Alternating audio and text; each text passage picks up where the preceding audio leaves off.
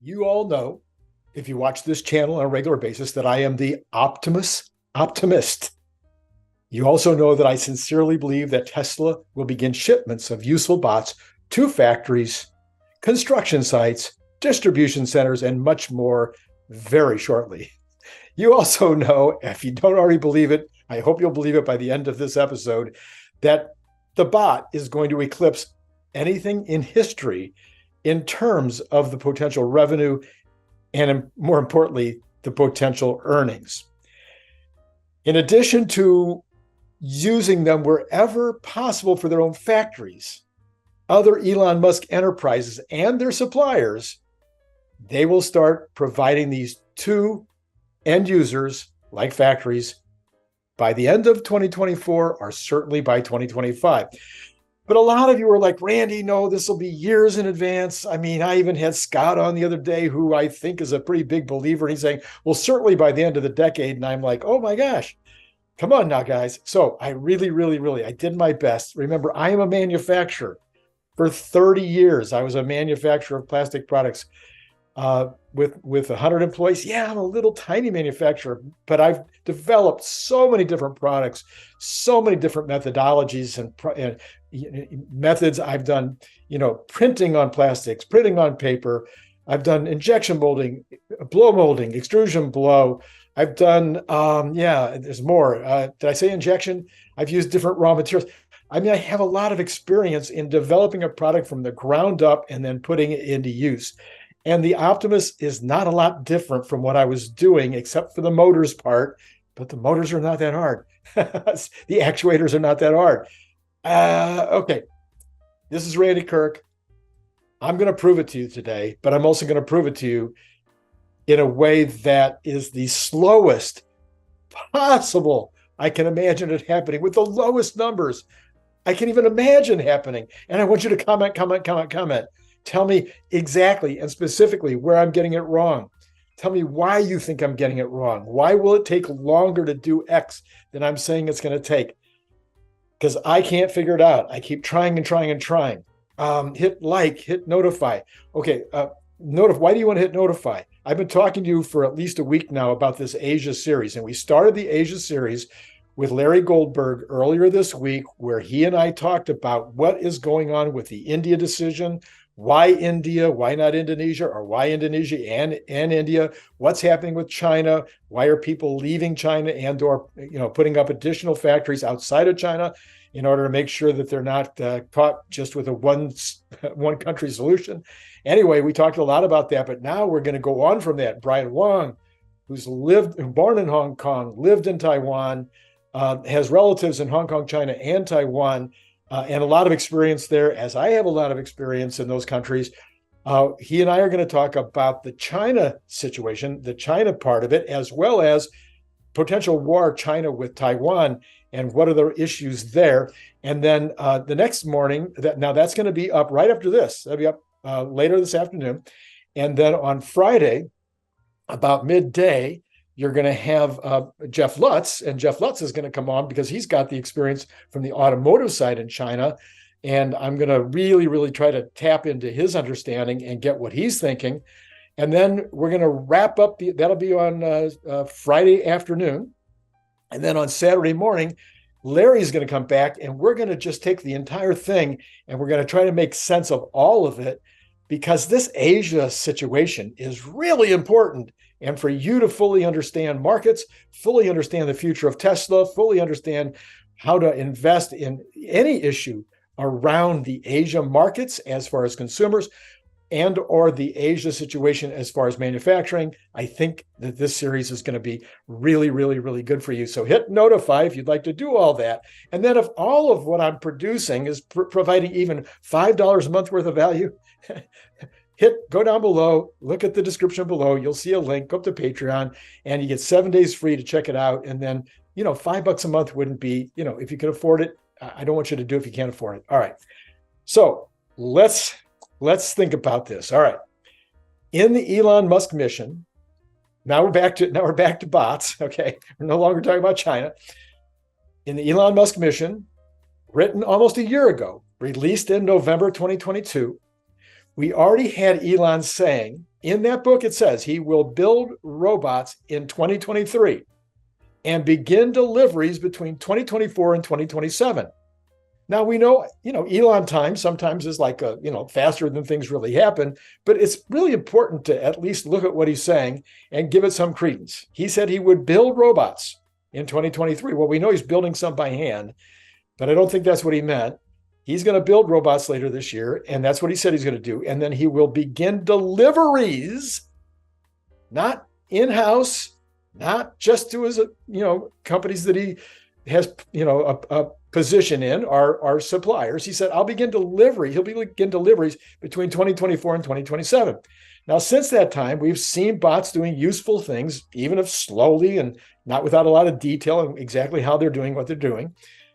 But on this channel, you've heard the following, mostly from Scott Walter, but we've had all kinds of experts on the channel. You can go back and just look for every video I've done that has the word Optimus in it, and you're going to see a bunch of folks confirming everything in this list. I'm sorry, it's a long list, but really listen carefully. This is by far the most important thing Tesla is doing. It is by far the thing that will enrich you the most in the future. It is by far the thing that will change the world the most in the future.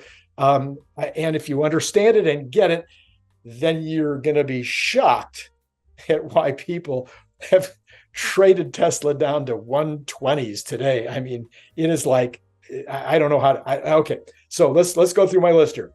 Given Tesla's known capabilities, this is not a hard product to manufacture. They're used to building cars and trucks and semi-trucks and big industrial units, batteries, big industrial batteries and batteries that go on the wall. No. This is a simple product to build. According to Scott Walter, assembly of the bot from a parts kit could be done by one person in half a day in a home garage. Okay. Now, that doesn't mean you're going to build the motor and, build all the actuators from scratch. No, that means the motors are coming in and they're assembled into. Anyway, you get the point, though. Not hard to do. Tesla can manufacture, therefore they can be vertical on every single motor, drive, actuator, plastic part, everything in there. There might be a couple of things like a wire or something they're going to buy from somebody, but basically they're going to make all of it. So they're going to control all of it. And all of the things that we're talking about controlling are things that are going to be done on machines that can produce hundreds of thousands, millions per machine per year. I was making 5 million bicycle water bottles a year. You could make it in the space of your living room. Okay. Well, okay. Yeah, pretty much. So see, 5 million bottles. We had 3 blow motors, 4, 5. We had 2 double headers and 3 single headers. And yeah, I think you could probably get them in your living room, depending on how big your living room is. Okay. Total cost is probably somewhere around $6,000 based on a half a dozen different ways that we've analyzed it. The most sophisticated was Scott Walter, back on the channel again, and he had an actual bill of materials that he laid out, and he based the pricing on buying it all online on Amazon, buying the motors, buying the actuators. And basically, he came out like 10,000. And so we decided that if you were making these things in-house, it should cost no more than $6,000. All right. Elon said it would cost less than a car, and that is a big duh. So that would be 10,000 max for that size car. So once again, that's another way we got down to 6,000 and maybe less, maybe even a lot less.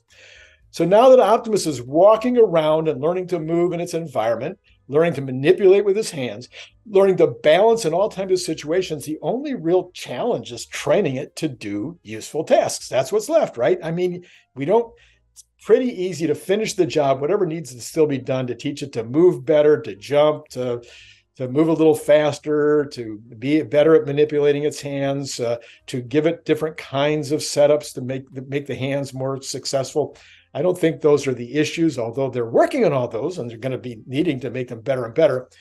But those are not the issues. It's useful tasks. Well, on our video just last week, this was again with Scott Walter, we showed that Google and OpenAI have both found that they can train robots, vision-based robots, using videos off of YouTube, for instance. Of course, they can do it with the robot imitating a human or imitating another robot. They can do it with simulations. But they can do it with videos offline to teach it how to work in its environment, to teach it all kinds of things about its environment, what things look like, what things are, using that in combination with language. Anyway, we know that Tesla has the capability to train using videos in the same way that GPT is now training using words. So the training part, anyway, go on from there. We know that the FSD chip is now capable of learning locally. Your car can learn on its own without it having to go back to the mothership and then come back to you. So we know that's already happening. That was explained about 4 weeks ago in a video that Tesla put out. And then you can take those learnings and go back and then it can train everybody else. Well, okay, it would appear that the ability to train Optimus to do simple tasks is in an uncomplicated environment should be pretty significant right now.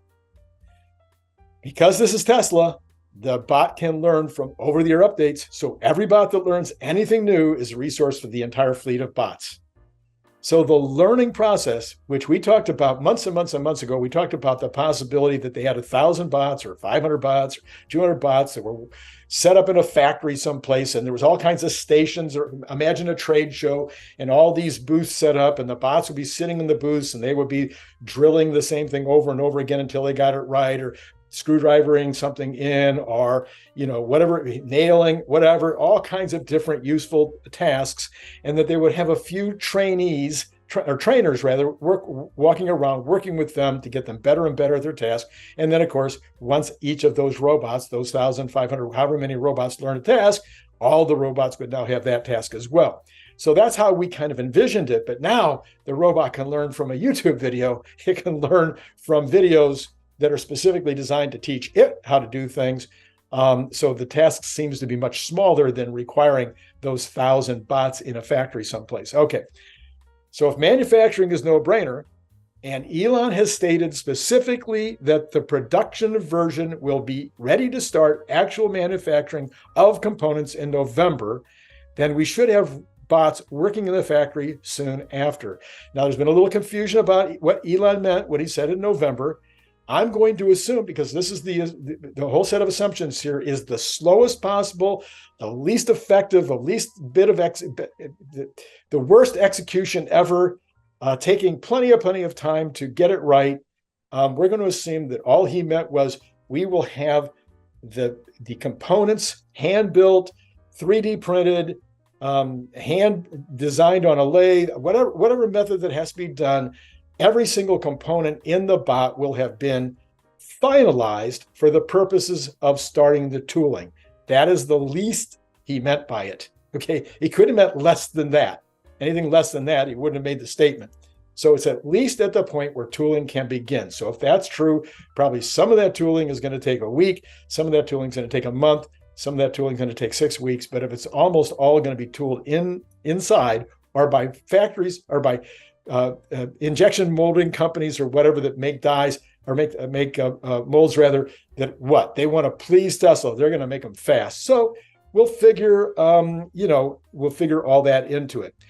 Now, we also know that the plan is to have 5,000 bots in use in Mexico, which is supposed to be up and running by Q1 of 2025. Well, bots would be needed to be fully operational months before that, in order to ensure that the approach that's going to be used, everything is right, that the way it's working is working really well, so that, because you're not going to put 5,000 bots in place unless you know that they can do what is exactly it is that they're designed to do. Now, we know that also that at least initially, everything that a bot does needs to be able to be done by a human as well, so a human can take over. All right. But if you're going to have 5,000 bots ready to go on the line by sometime late 2024, then you have to have them ready to go a lot sooner than that. So we're going to take that into consideration. All right, the software doesn't seem to be an issue, and now and at this point might even be an accelerator of usefulness.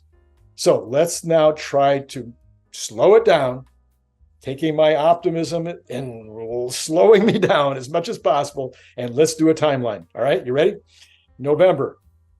Some issues have arisen in the course of getting to Elon's date of November, including new ideas that are important to include. So while many of the tools, molds, etc., 100% ready to be built and already produced, and some of them might even be producing parts, it only takes one part that's not ready in order to slow up the whole line. So I'm saying November, December, and then finally in January, we get to where we now have tooling ready to go to start making these parts. Okay, so I'm putting 2 whole months on this. In January, 100% of the tooling is done for all of the parts on the bot. 20 or so bots are now produced from the pilot line, and they go into testing. Now, it might not even be the pilot line. Maybe after the parts are made, it's still hand-built from there. It doesn't really matter. I think testing will now take 60 to 90 days. All right, so we'll say 90 days. What does testing mean? Well, testing means it's put in different environments. It's put in different situations, hot, cold, a wind blowing, fans blowing, getting knocked over. I mean, I can't even imagine all the possibilities, but these guys will be imagining all the possibilities. They maybe even have to imagine unhappy humans working next to them. I don't know, but they're going to test it under all kinds of different situations. So now January, you make them, February, March, April, you're testing. You're coming up with new ideas. And of course, all this time, the entire team is going, okay, what about this? What about that? And the entire time you're still the software is getting better and better and better. And these 20 bots are trying new things, and other bots are even trying new things. And simulations are creating new, better ways for the software to work. All right, in May, another 20 bots are made, and these are evaluated for a decision to start the pilot line to make 1,000 units. By the end of May, 1,000 units are sent to, and this will be all month long as they make them, they'll be sending them off to predetermined locations to execute on tasks. A lot of those will go to Mexico, some to Fremont, so all the different factories, maybe to some of the suppliers, and maybe to some of Elon's other companies. So this is the point at which they'll go out to all these different locations and start to be tested in real life. And as they're doing this, they'll have about 200 trainers, at least. 1 to 5 is the ratio I'm thinking will be enough. You'll have a trainer that'll go with a bot. So let's say on day 1, you're sending out 200 bots, and these 200 trainers go out with these bots to these locations, and they spend 2 to 3 days working at that location to get it dialed in so that the employees get it, so that everybody that's working anywhere near the bot gets it, so that the bot is working well at the task, understanding the environment, et cetera, et cetera. Then they'll send out the next 200 bots, and these same 500 trainers, the next 200 bots, and these same 200 trainers will go out to the next location. So by the end of the month, not only are there 1,000 bots out there, but the trainers have become extremely good at training these bots in 2 to 3 days is what I'm thinking it'll take. All right. So that's May.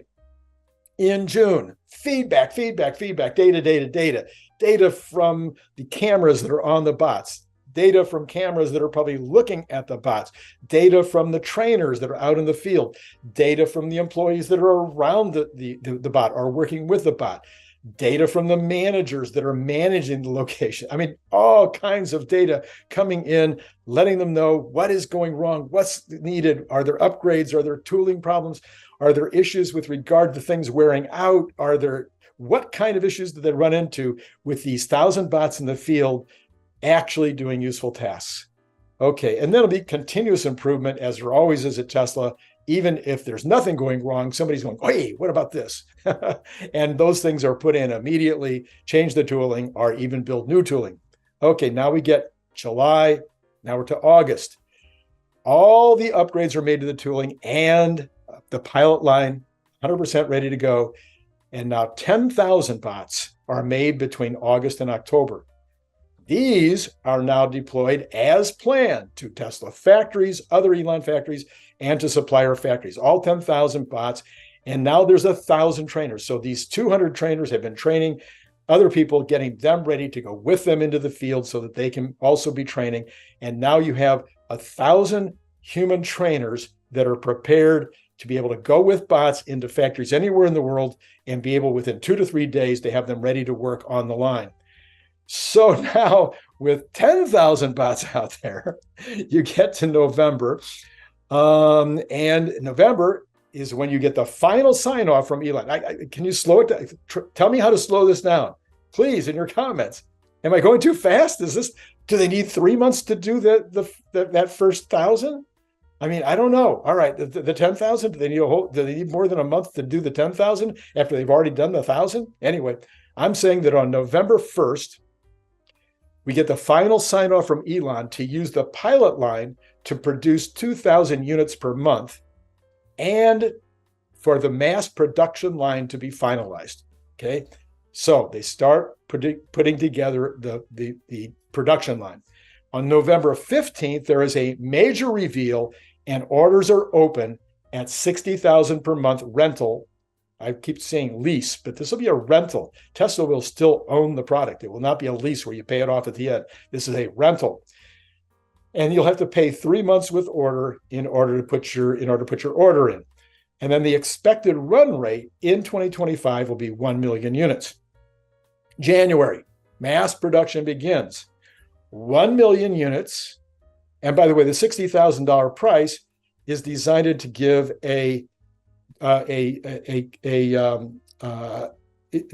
that price is designed to give a $50,000 profit. Okay, so 1 million units at 50,000 minimum profit per year, or $4,000 a month. Now, the average deployment in 2025 might be about 350,000 units because, the first month it might be less than the run rate of 1 million, and then it gets a little more. Toward the end of the year, it might be more than the run rate of 1 million. But in any case, the design is to get it up to 1 million by the end of the year. Total deployed, what difference does it make? 800,000, 1,000,001, who cares? The reality is, if the average monthly payment during that time is on 350,000 of those million bots, and it's at 50,000 profit per year annualized, then that is $17 billion in profit. That's $17 billion in profit. That is $6 a share. Okay? Is it beginning to sink in how massive this is? 1 million units is $6 a share. Okay. Assuming no increase in production in 2026, therefore a run rate of 1 million for that year, then the profit would now be $67 billion, or $20 plus per share. That's how crazy it is. That's assuming only 1 million run rate by the end of 2024, and then no increase at all. Just keep making 1 million in 2025.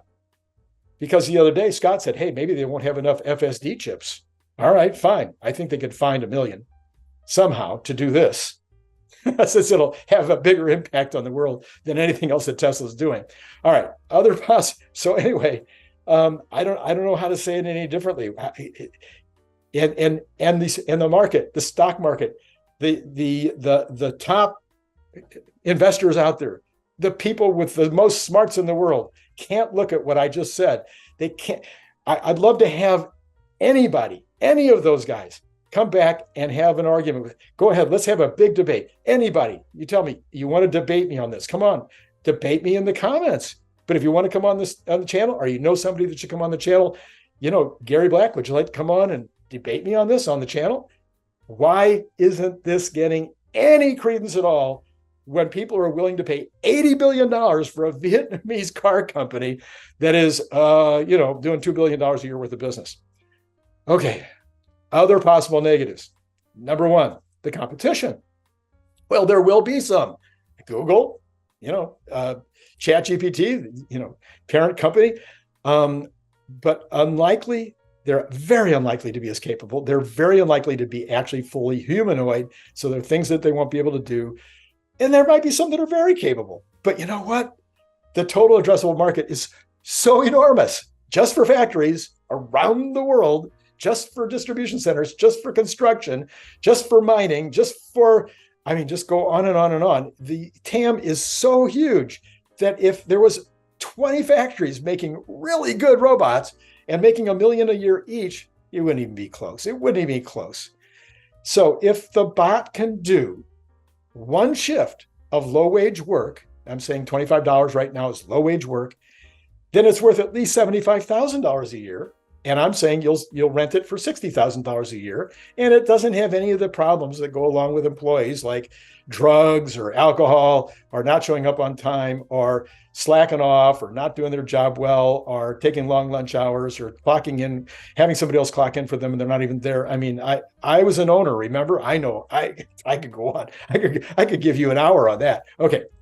So competition, yes, there will be competition. Does it matter? No, because as long as it's a value proposition and as long as it's one of the best out there, it's not going to matter. Competition part two, no one will be able to make the product 100% vertical. Nobody like Tesla does, and nobody will be able to make it manufacture as well or as inexpensively as Tesla. That has been proven over and over and over and over again. Nobody's even going to come close on the bot. So it's not even an issue. And number three, acceptance. Acceptance by, I'm talking about owners of companies and acceptance by their employees. Well, there's millions of robots already out there doing the work. They may not look like humans, but the fact that they're humanoid, I don't think is going to change anything much, except maybe make it more interesting, maybe make it more fun. And yeah, there'll be some employees that might sabotage the bots, but they'll be gone. And then you bring in another bot. I mean, this is not going to be a difficult problem in terms of acceptance. So, I don't know. Have I left out some kind of a major problem, a major hiccup, a major thing that's going to slow this down? Have I missed something that's going to completely destroy it? We know we've already seen them doing useful tasks. It's only a matter of speeding it up and making them more efficient.